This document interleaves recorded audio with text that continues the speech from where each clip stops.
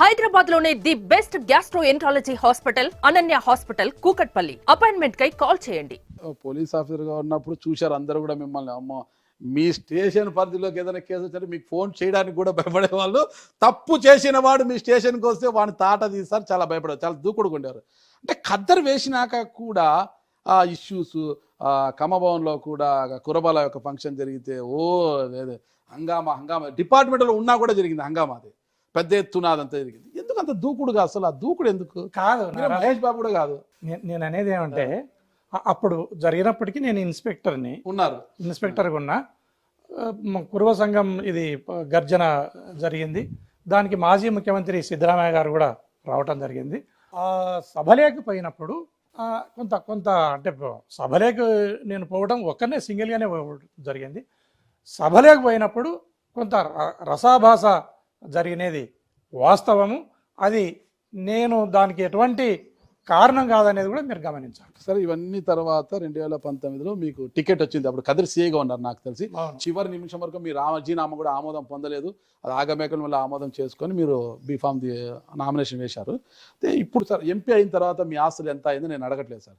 MP కాకముందు మీరు common సీఏగా ఉన్నప్పుడు మీ ఆస్తులు ఎంత సార్? ఆస్తులు అంటే నాకు ఊర్లో ఉండే రుద్రవరంలో ఉండే భూములే. అవి ఇద్దరికి అన్నదమ్ములకు పంచుకుంటే 30 ఎకరాల భూమి ఉంటుంది, 30-35 ఎకరాల భూమి ఉంటుంది. పెద్ద టేకూరులో ఆడ రుద్రవరంలో కలిపి ఇద్దరం అన్నదమ్ములం పంచుకోవాలి. దాన్ని అదే ఉమ్మడిగానే ఉంది. ఇద్దరం అన్నదమ్ములం పంచుకుంటే సగం ఆస్తి వస్తుంది. అంటే ఒక 50 కోట్లు వస్తుంది సార్ ఆస్తి. ఇప్పుడు ఆ రోడ్డు ఇప్పుడు అటువైపు రుద్రవరం పైన ఒక రోడ్డు పోతా ఉంది నారాజ్. ఆ రోడ్డు పోతే ఏమైనా ఆస్తులకు విలువ వస్తే నువ్వు చెప్పినట్ల కొంత విలువ వస్తుంది. లేదంటే ఇంకా వ్యవసాయానికి పనికొచ్చే ఈ రోజుకి ధర లేదు. అది అంటే 2019 మీకు వస్తాయి. అంటే ప్రభుత్వం నెల ఇచ్చే జీతంతో బ్రతికే కుటుంబం మీది. మీకు ఒక ఫ్యామిలీ ఉంది.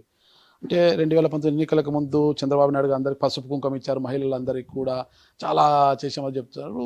ఎటు అనేది ఇంకా అటు ఇటు పాలిపోలే. అంటే జగన్మోహన్ రెడ్డి పాదయాత్ర చేసింది, అటా ఇటా అని జరుగుతుంది. అసలు ఏ ధైర్యంతో మీరు ఉన్న సిఐ ఉద్యోగానికి రాజీనామా చేసి ఎంపీగా నామినేషన్ వేసేశారు? అసలుకి ఒకవేళ బొమ్మ ఇటు తిరుగుబడి ఉంటే ఏంటి పరిస్థితి? మీ ఫ్యామిలీ పరిస్థితి ఏంటి అసలు? ఏమైతుంది? ఇంకా నేను అన్నిటికీ సిద్ధపడే వచ్చింటా కదా. సిద్ధపడచ్చు. మీ ఫ్యామిలీ కూడా ప్రిపేర్ చేసింటా కదా.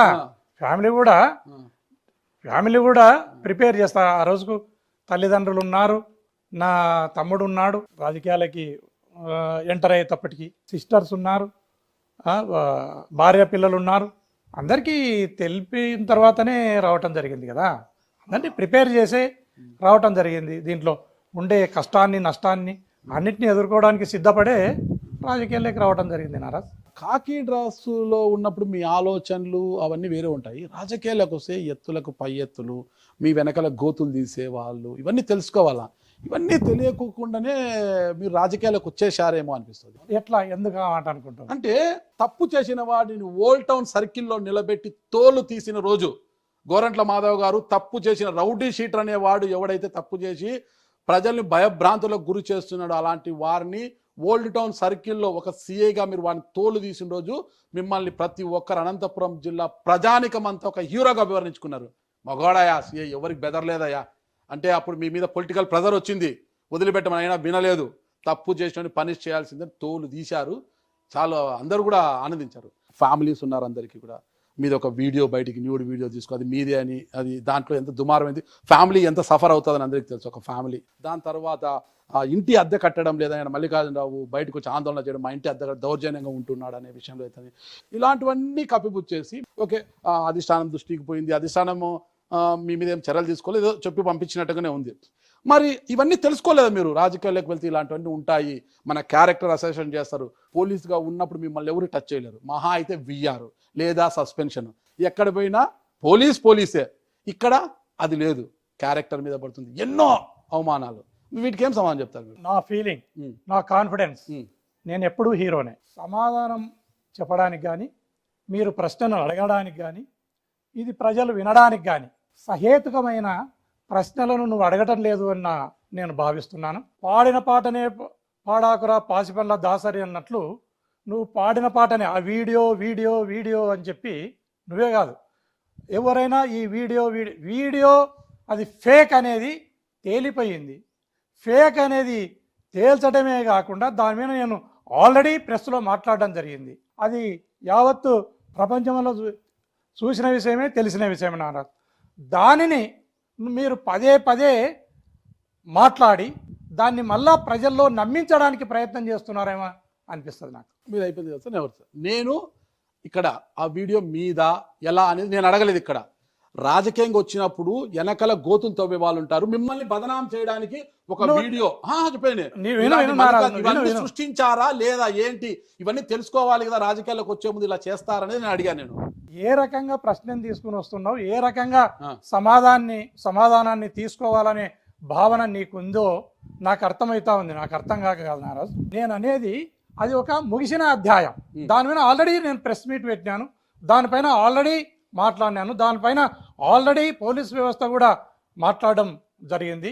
అందరు మాట్లాడి జరిగి అది ఒక ముగిసిపోయిన అధ్యాయాన్ని మళ్ళీ నువ్వు తెర మీదకి తెచ్చి లేని ఆలోచనను, నువ్వు అడగకూడని ప్రశ్నను, నేను చెప్పకూడని సమాధానాన్ని, ఇది ప్రజలు వినడానికి ఇంకా ఇదే పంచాయతీ ఎవరడినా ఇదే అడుగుతుంటారు అనే భావన ప్రజల్లో కూడా తీసుకొస్తున్నారు మీరు.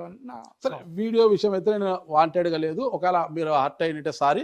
కానీ మల్లికార్జునరావు ధర్నా చేయడానికి కూడా ఆ రోజు పత్రికల్లో చాలా ఇది రాశారు, ఎంపీ గౌడి దౌర్జన్యంగా ఉన్నాడు, ఆయన ధర్నా చేస్తున్నాడు, అద్దెలు కట్టడం. అతన్ని మల్లికార్జున రెడ్డిని కూడా నువ్వు పోయి స్వయంగా ఇంటికి పోయి అడుగునారా.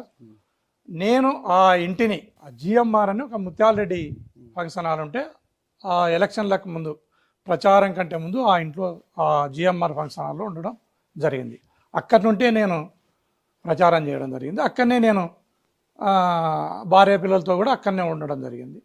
అప్పుడు నాకు ఇల్లు లేని పరిస్థితుల్లో మల్లికార్జున రెడ్డి ఇల్లును పిలిచి ఇవ్వడం జరిగింది.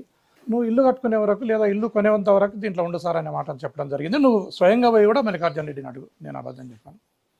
కాకపోతే 2 సంవత్సరాల తర్వాత నాకు ఇల్లు దొరకటం లేదు. పెద్ద ఇల్లు దొరకాల, గన్మెన్లు ఉంటారు లేదా విజిటర్స్ వస్తారు, నాకు అంతా కొంచెం పెద్ద ఇల్లు దొరకాల. ఆ ఇల్లు చూసుకునే క్రమంలో కొంత లేట్ జరిగింది. అతనికి నాకు కొంత రప్చర్ జరిగినది నిజమే, కానీ దాంట్లో ఎలాంటి దౌర్జన్యం లేదు, ఎలాంటి దుర్మార్గం లేదు. ఈ మాట నువ్వే మల్లికార్జున రెడ్డి